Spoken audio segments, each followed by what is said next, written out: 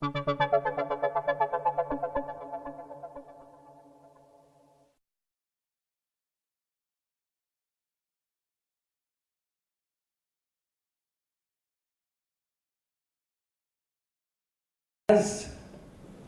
people discuss the future of Europe, and I've ran into a lot of people discussing this, I'm always asking myself, are we having the right discussion? Are we changing the slides in the right way? Apparently not. But it's not just me. Why don't you just, yes. Thank you. So,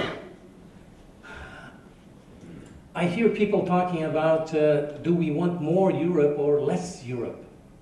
And I'm always wondering, is this the right question to be asking? And usually the discussion is revolving around politics and economics and all kinds of rational aspects. And I think that actually we're not having the right discussion, if you will. I think, okay, change. It's not rational. It's not rational. The whole issue of the future of Europe is actually not rational.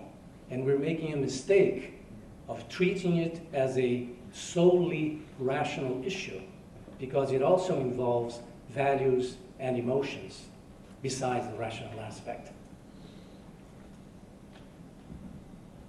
I've got my own model. It's not a 2x2, but kind of. I think that everybody has basically 4 dimensions. We have a rational dimension, we have an emotional dimension, we have a spiritual dimension, and we have a physical dimension. Now, the values are part of the spiritual dimension. The spiritual dimension is not so much about life after death or something like that. It could include that, but it's actually about beliefs. What do you believe in? And what do you prefer? What do you value? What do you consider to be appropriate or inappropriate? So culture is all about values. What do we think is adequate or inadequate? That's all in this spiritual dimension of values, beliefs, culture, also ethics. What is right? What is wrong? And aesthetics, what we consider to be beautiful or ugly. That's all in this values dimension. We have, of course, the rational dimension, which is all about the thinking, and that is the preferred realm of the economists and politicians. But we also have the emotional aspect. And the emotional aspect is usually what is really behind the rational objections and the rational discussions. The discussions that we have are actually hiding the fact that the real motives behind what we say are values and emotions. And of course you've got the physical, which is about acting and doing. What do we actually do? We cannot see what people think or feel or believe in. We can only see what they do, we can hear what they say. So just to keep things in perspective, we're living in a physical aspect, but we're discussing thinking, feelings, and beliefs. Now this that we have in the upper part, the thinking, the feeling, and the believing, is actually the mind. And the bottom part is actually the brain. I like to make that distinction because there's a lot of people talking about brains back and forth, and brains are just nerve cells. What is really interesting me is the mind. And the mind is those 3 things at the top. If we want to get a bit more sophisticated, we can call it ethos. We can call the rational part logos. We can call the emotional part pathos. And the acting and doing, that's praxis. You all know praxis, of course. So my point is that although we are always reading about it in the papers in terms of a rational issue, and we're discussing it, and perhaps your expectation was to have a rational discussion about the future of Europe, I think that's the wrong discussion. I think basically what we need to talk about is what are the values and the emotions behind this discussion, because that's usually also where the objections are coming from when we talk about do we want more Europe, less Europe. Those discussions can get very emotional very quickly, and they're all about values. They're not that rational. So we need to acknowledge the emotional and the value side, or else we'll be barking up the wrong tree. It's not rational. Now, this is a picture of the different kinds of culture that we find in Europe. Basically, those are actually 6 kinds of culture that we find all over the world, and out of the 6 kinds of culture that we find all over the world, 5 of those we find in Europe. Europe is the most diverse continent on the planet. It's where we have the most diversity in the less geographical space. Now, if we look at that, this is the contest model, the Anglo-Saxon. This is basically the Brits in Europe, also the Americans and the Aussies, and some other people around the world, but in terms of Europe, this is basically the British. And their culture is based on the notion that conflict is good, and out of conflict, something good will come out. So conflict should be embraced. We should have 2 parties that are constantly fighting each other, and something good will come out of that. We should have ideas that oppose each other, and conflict of ideas is something positive and will result in creativity, in a better synthesis, whatever. That's the basic assumption of the British culture. They're also very short-term oriented. They want decisions, results, yesterday. The other model we call the well-oiled machine, and that's basically the culture that predominates in Germany and also in Austria and in other parts of Switzerland, and that's actually about the notion that what the world needs is order.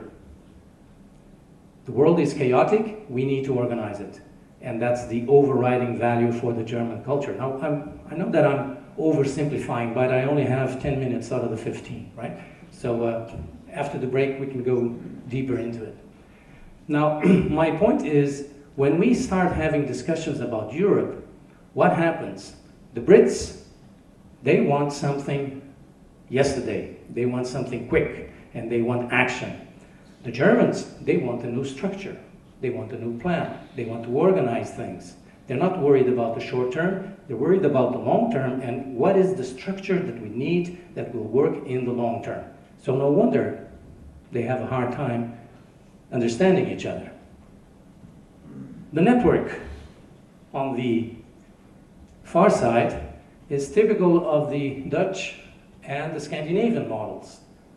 They're actually about, let's make sure that everybody is heard. Let's make sure that all stakeholders are satisfied. And let's involve everyone in discussion. Conclusions are secondary, as long as everybody is heard.